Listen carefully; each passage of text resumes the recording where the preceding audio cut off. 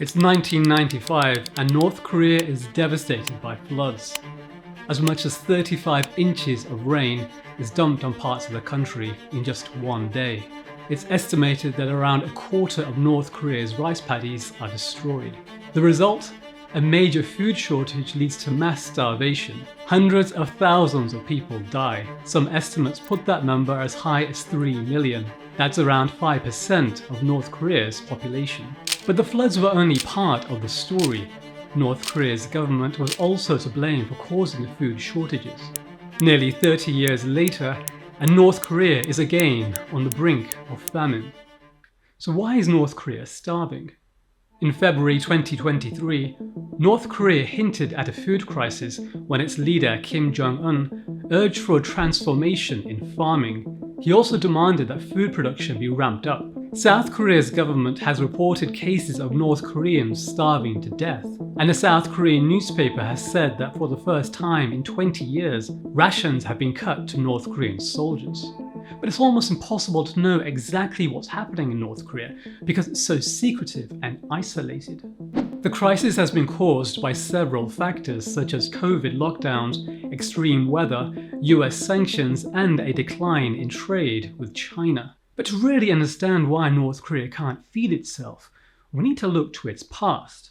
From 1910 until the end of World War II, the Korean peninsula was part of the Japanese Empire. The Japanese developed the northern areas as the industrial base of the peninsula. They made steel mills, chemical plants, and hydroelectric generators, whereas the southern areas of the peninsula were more suited for agriculture. So when the peninsula was divided in 1948, North Korea was cut off from this vital food source. Just 2 years later, North Korea invaded the south with the aim of reunifying the country under communism. But the US intervened and destroyed much of the North's infrastructure during the war. According to one estimate, more than 600,000 tons of bombs were dropped on North Korea. At the end of the war, North Korea's government claimed only 2 buildings were left standing in the capital, Pyongyang. But the Soviet Union and China, both concerned about America's influence in the region, stepped in to help rebuild the country. And within a few years, North Korea's economy was able to bounce back. What's ironic is that during the first couple of decades after the war, North Korea's economy outpaced that of the South. This was mainly because of its industrial capacity, but also because of support from its socialist allies. Another key to understanding the famine is this man. This is Kim Il-sung, the founder of North Korea and its first leader. Kim fought against the Japanese occupation and was trained in the Soviet Union, where he joined the Communist Party.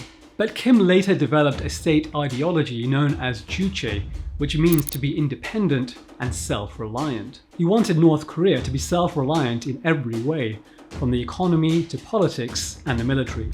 This included being able to produce its own food. But here's the problem.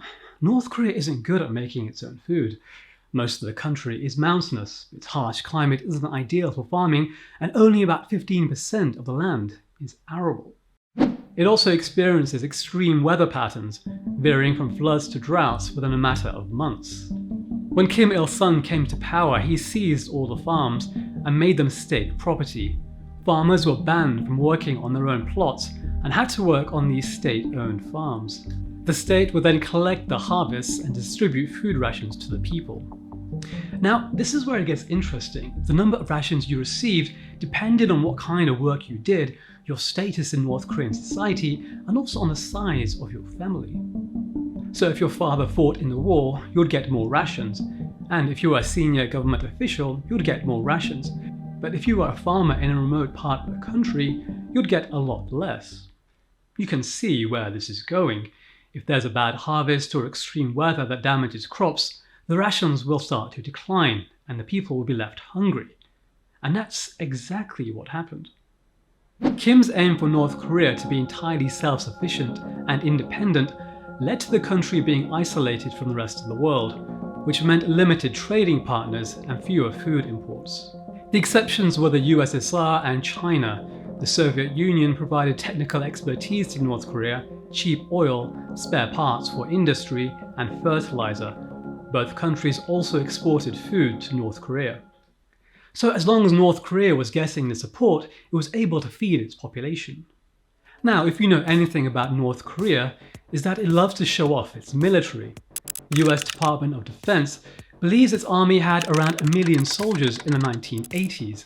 That's one of the largest in the world. The Pentagon also estimates that North Korea was spending around a quarter of its GDP on the military. Compare that to the US military's budget in the same period, which was just over 6%. So you can see where North Korea's priorities were. Instead of being worried about feeding its own population, it was spending wildly on defense. In the 1980s, South Korea's economy was growing at a rapid pace. Within a generation, it went from being one of the poorest countries to becoming a world leader in manufacturing and technology with the rise of global brands like Samsung. Its neighbour, on the other hand, was starting to decline. North Korea's industrial growth was slowing down, its debts were piling up, and due to its Juche ideology, it was becoming more and more isolated. During this time, North Korea began cutting down its forests, which were found mainly on steep slopes, and tried to reclaim coastal areas in order to increase arable land. Now you might think this is a small detail, but its impact would be significant, and it's something I'll return to later. The 80s was also a pivotal time for the Soviet Union. Its economy was stagnating, and in order to turn things around, its leader, Mikhail Gorbachev, introduced a series of reforms which became known as perestroika. One of the consequences was that the Soviet Union demanded North Korea repay its debts in cash. It owed around $2 billion. The Soviets also began to withdraw crucial aid, such as cheap fuel and food. But North Korea didn't have the money to repay its debts, and in 1987, the Soviet Union stopped delivering aid completely. 2 years later, this happened. It's 4 o'clock, long before daybreak on a bitterly cold Berlin morning. Shortly after the fall of the Berlin Wall, the Soviet Union also collapsed. This was a disaster for North Korea. Without its main trading partner and source of aid, North Korea's economy went into a tailspin. And crucially, without coal or oil from the Soviets, North Korea couldn't irrigate its farms or produce fertilizer. And without fuel, the government struggled to deliver its dwindling supply of food rations around the country. The result? Farm yields plummeted. But what was the government's response? Instead of importing food or asking for aid, it launched a campaign encouraging people to eat less and called it "Let's Eat Only 2 Meals a Day." China stepped in to fill the gap left by the Soviet Union and supplied much needed fuel and food. But by 1993, China began to experience its own food shortages and withdrew its aid to North Korea. Amidst all of this, North Korea's founder passed away. He was succeeded by his son Kimjongil. Unfortunately for North Korea, the new leader was more interested in American movies than in managing the economy. And then the rain came. Torrential rain swamped the country within hours. The floods were on an epic scale which the region hadn't witnessed for a century. Most of the country's farmland was destroyed.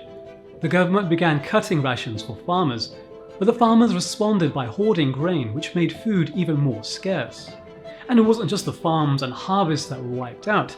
North Korea's emergency reserve of grain was also destroyed. The government's deforestation drive came back to haunt it when the terraced hillsides it created collapsed under the rain and destroyed farmland. Without enough food to go around, the government stopped delivering rations to some regions altogether. Instead, priority was given to the military and the capital, Pyongyang. Thousands of North Koreans crossed the border into China in desperate search of food, and they brought with them stories of starvation. People were so desperate that they resorted to eating tree bark, wild grass, and twigs. But one of the most disturbing things I found out while researching the story is that the people couldn't ask anyone for help. They weren't allowed to complain about being hungry and couldn't even talk about the famine in public or risk being arrested. The government panicked and, in a rare move, asked for outside help. The UN, South Korea, and Japan all sent emergency food aid. But as international aid workers arrived, they complained about being monitored and were stopped from visiting parts of the country. Worse still, there were rumours that much of the food aid was being stolen and delivered to the elite of North Korea. Frustrated by the lack of accountability over where the food aid was being delivered, many NGOs decided to leave. The floods didn't just wipe out North Korea's farms, they impacted every aspect of life. There was no electricity or energy because the coal mines were flooded, and because the government cut down most of the forests, people in the countryside had no firewood to keep themselves warm. The North Korean government banned the words famine and hunger and tried to deflect any blame for the crisis.